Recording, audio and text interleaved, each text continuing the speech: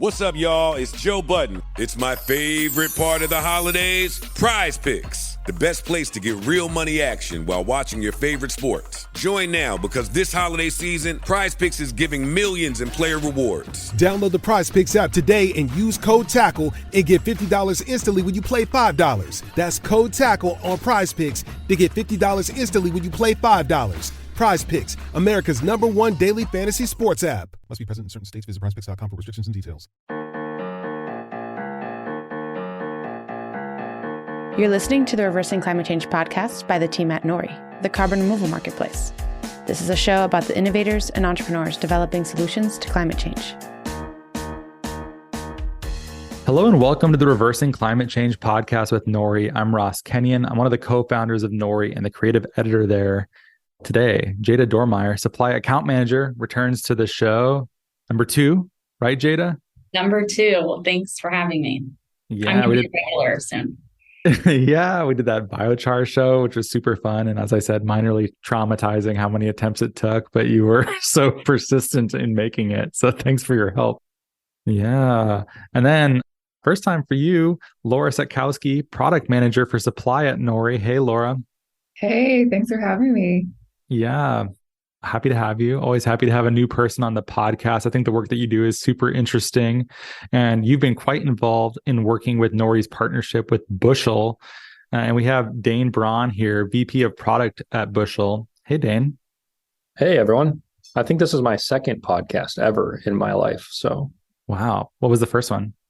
It was a group out of Nebraska. I think it was a couple of students actually. And I think it was University of Nebraska, if I recall correctly. Wow.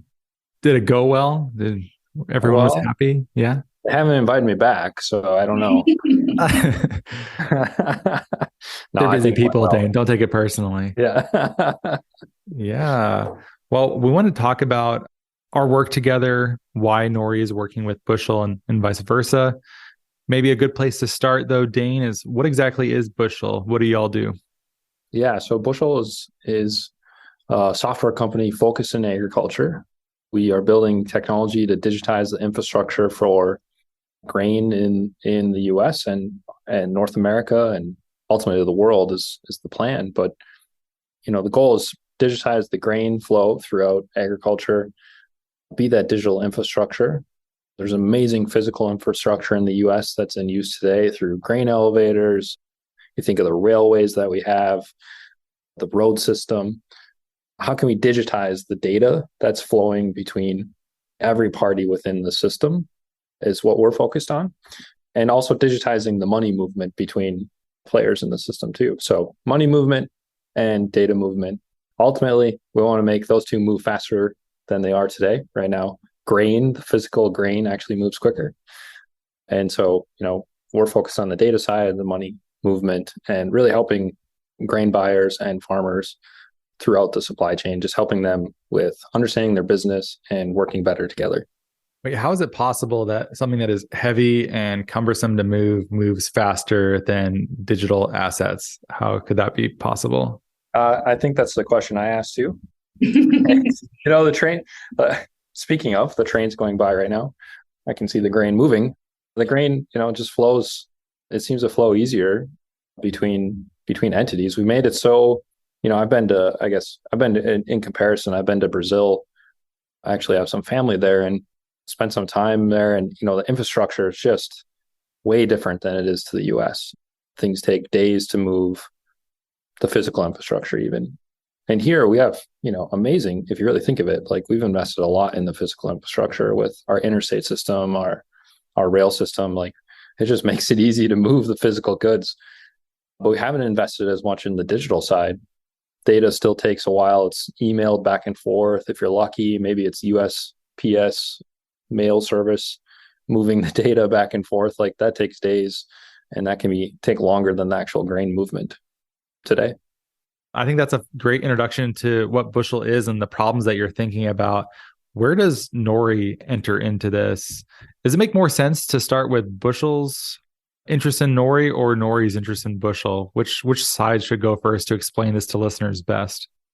So I think at Nori, where really one of our big pain points is the lack of digitization in the agriculture space, and it can take longer than a growing season for us to be able to aggregate all the farmers' data, to be able to run our model and predict how much carbon the farmers are sequestering. So I think, how do you view what you guys are trying to push forward in terms of digitization in the agriculture space to kind of be mutually beneficial for both farmers, Nori, and Bushel? Yeah, that's a great question. So our business is really focused on the, from farmer all the way to CPG. How can we connect the data points and provide value? We really take an agnostic approach. So we try to help the users of our product, like the farmers, the grain elevators, ethanol plants, if they have programs that they want to enter into, or if they have programs like sustainability programs, carbon programs, or it could just be like identity preservation programs. How can we help them with the digital data side of that, make it easier so that, the ability for them to do it is easier. So it takes less motivation. If you have ever followed the fog behavior model or ever read about it, it's kind of like an inverse of motivation and ability. And so when things are hard to do, you need to be able to have high motivation in order for something to actually happen. But in the inverse, when things are easy to do, like our connection between Bushel and Nori, then it takes less motivation to actually do it. So the goal is really, how can we make it easier so it takes less motivation and get more people to sign up for programs that they are interested in, like Nori. Awesome. I think something pulling from that, making it easier for enrolling in these programs, and then also kind of thinking about operations. And right now we're seeing really high input costs for farms, and that's kind of drastically changing over this past year. And thinking about how farmers are trying to maintain profitability and the uncertainty. And I think that digitization plays a big role in that, in terms of making it easier to kind of find these programs and enroll in these programs and just understand. So kind of, how do you view Bushel and Nori working together to kind of reduce input cost and help farmers maintain and grow their profitability? So I grew up on a farm in Minnesota here. And so it's always let's get back to the basics and what do the numbers say as we are planning for our next year? And farm logs is a great place to start. So farm logs Bushel acquired about 18 months ago. And so that's our farm management system that is connected with Nori. So starting in farm logs, you can really understand what is your business sitting at for this year, but also start planning for next year. So what are my input costs, as you're saying they are going up, but also, what are my revenue opportunities, both from, selling the commodity, but also what are other programs like Nori that I can sign up for in order to generate additional revenue for my farm, and how can I make these books balance? I think that's where our connection really helps, is we kind of understand the what's happening at the business side, the profit and loss, and we're really automating a lot of that stuff with machine data coming in through Climate and John Deere, and also we're automating on the revenue side with grain contracts coming in. Now it kind of gives you an idea, the farmer, an idea of where am I sitting, how am I doing, and then it's pretty quickly to see, what other programs are available. Nori's available. There's additional dollars here that, I could sign up for. And it's easy to do because they have a connection. I don't need to fill out all this paperwork because I can just send that data over through the connection that we've built together to make that happen a lot easier. So I think that's where our real, partnership works in this case. I'll just jump in really quick and just let people know how the Nori program works a little bit, to explain what is easier about the partnership with Bushel. So typically when we enroll farmers, we ask them for boundary files and 30 years of data from 2000, and we project it all the way to 2030. And so obviously there's a ton of information that goes into that, asking about what was planted, their tillage information, and all sorts of other things. And so the partnership with Bushel allows us, for farm logs users, to let us know that they want to enroll, and Bushel will send us their boundary files, which typically takes one of the longest amounts of time to get. We have to convert them to a GeoJSON file. Not that anyone knows what that is, but we'll get shape files typically and convert it. And so Bushel does that work for us. And so some of the most time consuming pieces of this are taken from the information that farmers are giving to Bushel. And then they give it to Nori, and we are able to put it in a little bit quicker and get projections faster. That sounds like a valuable integration then. I'm wondering, how many integrations do farmers face here, Dane? Do they have a whole suite of apps on their phone that they're expected to keep up with? Is it like every day I get pitched some new SaaS product and my life is just like, how many of these platforms am I expected to know about and keep up with? Is it similar in parallel for farmers, or what's it like for them on the digital world in that intersection? That's a good question. It definitely can be a lot to chew through and select. But generally, you're going to have a farm management software that if you choose to use, you're going to use that, or good old Google spreadsheet as another, or Excel spreadsheet, I guess. But yeah, there's a lot of applications. Farm management software, there's the machinery software, and then that's just on your device. And then you get into the actual cab and you may have displays with different softwares, and you might have one for your rate controller on your chemical applications, but a different one on your planter. So there's like problem in agriculture is there's a lot of like divergent systems, and there's some companies like Leaf, for example, is a company we use that is really trying to connect on their focus on the machinery data, start to normalize the machinery data and standardize it. And that's too what Farmlogs is doing. Like we're bringing in the standardized data from Leaf, and we're also making it easier for farmers to add additional data points to it. So we can have like a holistic picture of the farm and provide that to partners like yourself. So you have a complete picture. And we're at Bushel trying to do that on the grain side. Farmers have to have the hard choice of what application and tools and color equipment to run. Well, on the grain elevator side, or grain buyer side, they're making decisions what ERP to run. We're connected with 14 different accounting softwares, or ERPs, enterprise resource planning tools.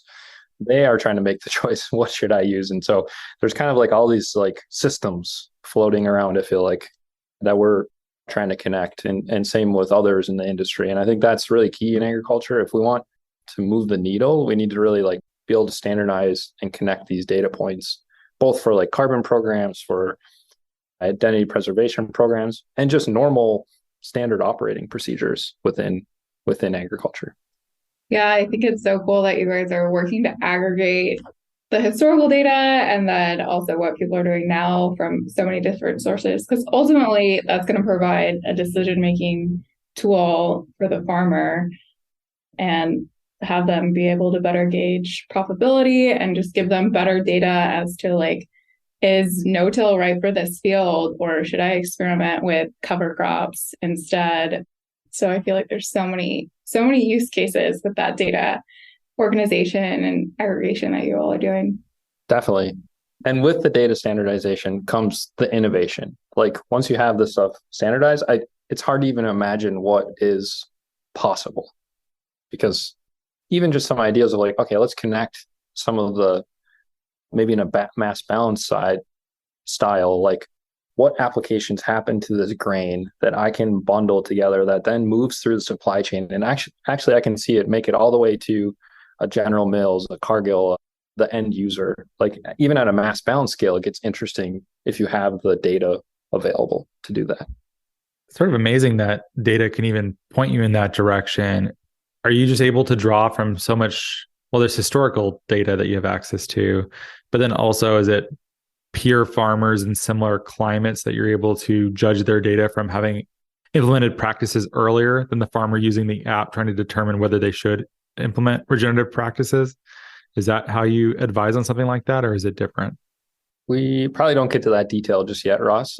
I think we're very much just focused on the farmers' activities that they're doing, what spraying activities they're doing, planting, when they're doing them, the field boundaries, and then also their grain sales. So understanding what they've sold and when, and really actually helping them understand those pieces. I think, a next level further is like getting deeper into what practices are you doing more specifically, as you're pointing out. We do collect some of those, but like not into the detail that maybe we would want for future programs. But yeah, getting that level of information kind of at a field level at the very least. And I'm just talking about imagining the future here, not saying Bushel has this or FarmLogs has this figured out. But imagine like at the field level, you have all these activities and applications that happened, and you connect that to the actual grain scale ticket, the data, and now you can start seeing that flow through the system, the ag system, at least a mass balance scale. So if you were looking for certain qualities of grain or certain practices that happen at the field level, maybe it's no-till, maybe it's strip-till, like could you at least document that if I'm a grain buyer and see, oh, okay, I got 40% of my corn came from no-till practices, and I can connect it to the field level just because I've connected field level data through Bushel and FarmLogs to the farmer did and to the actual scale ticket. Yeah, and it creates that traceability that a lot of CPG and consumers are maybe looking for. But yeah, I think that's great. And ultimately, I think that's going to provide more market opportunities for farmers and also kind of incentivize further these different practices that are sequestering carbon. I'm curious if we could get an overview of the grain industry, the grain market. One of the narratives that I think is pretty common, it goes back at least to the Earl Butz days of the get big or get out, and farmers being squeezed on inputs and falling prices. Well, now there's not falling prices, of course, especially not for grain. But the market gets described as being monopsonistic, that there's like only a few buyers and they're big aggregators. Is this even a true narrative? Surely the story of farming is probably like a lot richer than I describe. I think people use that narrative because it's very at hand. Well, I would disagree on the buyer aspect. There are quite a few buyers here for the grain. And then also with the futures market, there are a lot of people, even speculators, which are healthy in the system, can both speculate on is the grain going up or down. So I wouldn't hold that one to be true, that there's not enough buyers. I think farmers, yeah, like there is, I mean, let's be honest, there's less farmers every year. That's been going on for hundreds of years, or 100 plus years at least. But I think like as more of these specializations that come available, identity preservation, programs like Nori and others in this space, like that gives some opportunity for farmers to the next generation to maybe stick around longer. And like there is, that's what excites me, I guess, and excites me too of like, our technology that we're providing just at its base core is to help the farmer understand their profitability. And if we can do that, that hopefully helps more people, stick around in farming longer at the very least, or at least pass it along to the next generation if they so choose. So I think I agree, Ross, like it, things get pinched over time. It's a pure economy where we have tons of buyers and tons of sellers. And so it's going to come to some equilibrium, and it's going to keep kind of trending down, but we can help slow it down and also help bring other opportunities for some farmers that maybe didn't have that opportunity, or even some farmers starting out, smaller farmers that want the opportunity. So creating opportunities for farmers to specialize by tracing their products through the supply chain so that they can differentiate and they aren't just selling into this commodity market, or they're selling into a more differentiated commodity market. It sounds like something that you view as potential in the future, maybe even in the near future. Am I understanding you? Yeah, right? I would say, I mean, we're already seeing that. I don't think we will ever get rid of commodities per se. I think they are here for the long haul, but I think there's going to be more opportunities to differentiate. Our farm does identity preservation of soybeans that ultimately get shipped in containers and exported to Asia for consumers. And so they can track it all the way down to a container of soybeans all the way down to the farm level. It's kind of cool. I mean, we benefit, we get a premium, we have lower yields and out of that commodity, but we get a premium out of it. We got to do a few extra steps in the process, which is all just like signing up for a program like Nori's. You may have to do some extra steps, but you also get a benefit from it. So it's just evaluating what makes sense for you as a farmer. And I think that's where this partnership really helps and works, right? Like farm logs, you can evaluate your profit and loss. You can evaluate how you're doing. Maybe I should just, I'm doing really well in the space I'm at, or maybe I should be exploring other programs for additional revenue like Nori. And then once I make that decision, it's a easy connection. That's what I love about this. Like, let's make this so easy that it takes less of motivation in order to make it happen.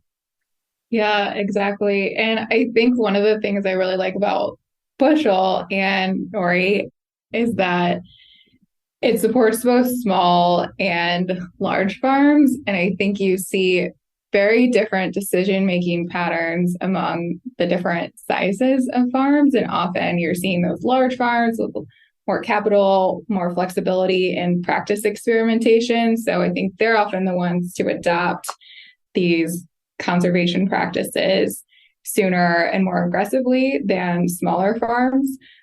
But both Bushel and Nori are supporting all sizes of farms. So it kind of allows a financial payment to these smaller farms to be able to think and experiment a little bit more with these practices that hopefully can increase profitability in the long run. Would you agree, Dane?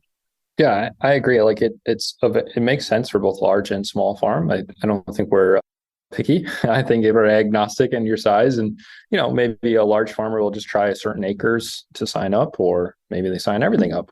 Yeah, so I don't think we're picky on it. Dane, can you talk about what kind of farmers are you guys working with at Bushel? So I was just reading an article that was saying that the average age of a farmer is 60 and is increasing. I don't know if we have to. I'm laughing, but I'm laughing because my dad's he's above that age. So yes. My dad too, and I'm also from a farm. What kind of farmers are you guys working with? Do you see that older farmers are not using this tool, or what's your demographic? Yeah, that's a great question. I think to your point, the average age is, 60, did you say? 58, yep. 60, somewhere around 60 now. So we've seen a lot of actually adoption at all ages, to be honest. I think the goal with technology needs to be, especially in agriculture, has to be simple, intuitive, and actually valuable. There's been a lot of technology out there that maybe wasn't easy to use, but also maybe it wasn't very valuable. And so what we've really strived to do is those two things. Keep it simple, because if you think of it, a farmer has so much technology. We were talking about it earlier. They have all this equipment in their tractors. They have all this software on their computer, and they're using it for maybe just a few weeks out of the year. You're planting just a few weeks out of the year. How do you remember how that thing works? We're using we work for a technology company here. We use our Mac every day. We know exactly how it works and all the tips and hints and everything. But for a farmer who's bouncing between equipment and software, it has to be simple. It's got to be easy to use for them because they're so adopting so much technology. And then it's also going to provide value. That's key too. So with Bushel, we're always focused on how is this value for the users and also value for the customer. And sometimes they're the same people, sometimes they're different. How do we provide value through farm logs too? How do they just get value out of using the product and understand their business better and make better decisions? So that was probably a long-winded answer to your demographics question. You asked who are the demographics, and I went on a long-winded answer. But my point is, I think it's very diverse. We have a lot of farmers in different ages. And then I would say from a farm size, we probably mostly are 250 acres plus is probably our farm size just for our demographics that we have. Okay. And can we just talk about the state of farming right now? Can you tell us what you're thinking about it? Laura mentioned the uncertainty, the input costs are rising. There's just a lot going on. Can you speak to that a little bit? The state of agriculture, it's definitely an interesting time. And there's some, outside forces at play, right? With the war in Ukraine and Russia. I think it's definitely an interesting time. You're seeing expenses increase, but you're also seeing commodity prices. Well, they have been increasing. They're still up there to really balance that out. It'll be interesting to see just what the yield reports come out to be too, and how people did this year and the revenue and going into next year. I think I'm still bullish. I'm always probably bullish on agriculture. that's probably a bias I have, to be honest. So that's what I'm thinking about, Jada. Thanks. I'm from a farming family too. And actually my dad is an alfalfa farmer. And so I think that sometimes you have to be optimistic about farming because you don't really know what's coming with the weather. You can say there's like the wars already causing some effects, but there's also weather. There's all sorts of other things. There's speculators and commodities and all those things. There's commodity prices, there's expenses, there's interest is rising right now. So the interest for lines of credit is going to go up. So there's a lot of, I guess, headwinds in some areas, but commodity prices are also strong. And, U.S. agriculture is pretty resilient overall as well. Yeah, I think people don't realize how risky it is, though. So I like that you're talking about this. Yeah. And I think to diversify risk, actually, that's a good point. Like to diversify risk, you look for other programs. Plug here for Nori to diversify your risk and, make sure, hey, okay, if I do these things, I get a certain return and get some revenue, right? So that's how you can, diversify your risk in your operation. Yeah. And we actually make a parallel between the grain market and our token that we'll be launching soon. What do you think about Nori creating a token to pay for carbon credits? Well, here's my plug for Bushel Wallet. I hope the token shows up in Bushel Wallet so the farmer can easily move it and cash it if they want. Cool. Make that happen. Well, that would be awesome. Yeah. Put it on the roadmap. That's on our roadmap. Not promising anything. I guess a big goal of the token is price discovery and kind of thinking of it as a commodity. And I know this last year, the USDA now recognizes soil carbon as a commodity, which is, I think, a big step forward in this market. But we draw some parallels between how grain is priced in a commodity and how we want our token to be thought of. Yeah, that's awesome. I think that'd be great. It kind of gives the opportunity for farmers to decide, okay, do I want to sit on this token and wait for a better price, or is this a good price now? Probably, bring some discoverability in the true price of the token. Mm-hmm. Farmers are used to doing this, right? They have their silo. They're waiting for a good price at the elevator before they bring their produce over, right? Or they're just using the futures markets to change that price in some other financial way. All of the above. Yep. All of the above. Futures market. You can sell your grain forward, up to 2 years sometimes in the market, even to the grain buyer. So you can forward contract, you can sit on it, you can do all the above. I think sometimes we make it seem a little bit more complicated when we say cryptocurrency and people are like, wait a minute, I don't know what that is. But if we can relate it to something that farmers know, it makes a lot more sense. Definitely. Yeah, so we're talking a lot about the benefits of digitizing the crop event data for largely sustainability and carbon payments. But what are some other areas that you're excited about in the ag digitization space? Yeah, I think I alluded to it. It's somewhat even just standard operating procedures, the basics. Can we make money move a little faster than 2 weeks check payment? Can we actually settle grain quicker because we can move scale ticket data digitally? So there's a speed, velocity, and ease that I know it really sounds boring, but it's also exciting. As a farmer, I dream of this state, and maybe it's a crazy dream, but I literally drop off my load of grain, and if I want to get paid right there, I get paid. That doesn't necessarily happen today because there's all these standard operating procedures that take time, that take paper. Can we just get rid of some paper? I mean, I know that's really sounds dumb, but there's a lot of paper. Can we do that? And Excel spreadsheets. Can we get rid of those? Yeah, can we get rid of some spreadsheets? That'd be amazing too. We would love that. Let's get rid of that. Yeah. But I'm being really stupid, but that or cartoonish, but that's true. I do, there's some standard operating procedures of ag that could definitely be improved and made easier. And then I think even just there's some actions that are happening. Can I sell my grain to a grain buyer anytime at any day and night? And that is something that Bushel allows farmers to do through bushel trade. And instead of like having to make that phone call every time to like sell the grain, can we get a little, more proactive, more digital in that space as well? Cool. Yeah, I think I agree. Getting that digitization is going to lead to so many new paths forward in terms of payment and enrolling in these other programs. Yes. I honestly, I am so excited about standardizing data. And I know it probably sounds crazy. What a sentence. Wow. Okay. What a sentence right there. Because it breeds so much innovation. And I can't even imagine the innovation it can breed. Imagine if we didn't digitize and standardize banking data and connecting to bank accounts. Do you think Robinhood would exist today? I don't know. I don't think so. No, it'd be a pain to set up.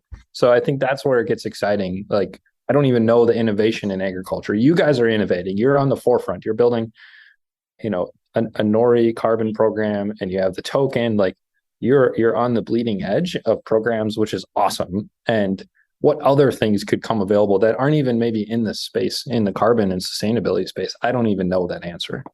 That's what excites me about it, though, too. I love that too. And one of the things that you said, I think you said it more than once, and I really liked it, is that it should be really easy and should not require a great deal of motivation to participate in things like this. I've been reading and thinking about habit formation a lot. And if you have to wake up earlier than you would ever want to in order to go to the gym, and you have to drive across town, you're like, how often are you going to go to the gym? Like, not that often. But if your data is in the same place and it's like, hit this button and an API will connect it and make everything pretty seamless, and the UX that we're all spoiled by at this point, I think that's really a big component of scaling. And it's a good reason why designers and software has a huge role to play, more than just the hardware elements of carbon removal. Definitely. And I think, if you ever want to check it out, fog behavior model, I've been reading about that. It's pretty interesting. Oh, what's that? Talks about, the motivation and ability. So if you have low ability, like you don't have the skill sets, you're going to have to take a lot of motivation in order to do something. For example, I think we've already talked about it. You talked about it from the gym standpoint. But in addition to that, you also need a prompt. So you probably need to lay your clothes out. In your case, Ross, put that before you go to bed every night. You should lay your clothes out. Let's not make it personal, okay? Yeah, with your let's shoes. keep it more general than that. That like prompts you. Oh yeah, I need to go to the gym. So yeah, fair enough. Okay, I'll go to the gym, Dave. Are we going to start a fitness challenge, Ross? Is that also what we're doing on this podcast? Yeah, I think that's going to be a part of this. We're going to do push-up contests going on now. Digital arm wrestling. Yeah. Digital arm wrestling, the Zoom digital arm wrestling. It's like the worst startup pitch ever. There's like those like gloves where you can like hug someone like far away and then just using them. Oh, yeah. Surely that's going to happen. I don't even think we're that far away from that future. I don't know if I want to live to see it, but it's coming. That's what the metaverse is for, right? Yeah, I think so. Well, if there are farmers who want to participate with Bushel and or Nori, how can we bring them into the loop here? We'll link it in the show notes for farmers that are interested in sharing their data with Nori to essentially make the enrollment process in Nori's carbon marketplace a little bit easier. So you'll be sharing your boundaries with Nori and some of your crop event data. I think more to come soon in terms of classifying tillage and cover crops, right, Dane? That's right. And then you'll be linked with one of our account managers, maybe Jada, to get you started on the Nori enrollment process and get you paid for some of the great practices that you're doing, like reduced till, cover crops, or increasing biodiversity. Yeah, and if you actually just go to nori.com and click enroll there, we can also get linked up with farm walks through that. But we are also very excited about the partnership with Bushel and seeing where it goes from here. So thanks for joining us, Dane. Yeah, you're welcome. Thanks for having me. It's been a blast. Yeah, it's our pleasure. Links to everything we talked about are in the show notes, except for Jada's. I read a thing online, and who knows if it's true or not, but I saw it. It was on NPR. I was on NPR. Okay, sorry to pick on you, Jada. If you can give us a great rating or review on Apple Podcasts or Spotify, it helps us a lot. Thanks for listening and have a great day.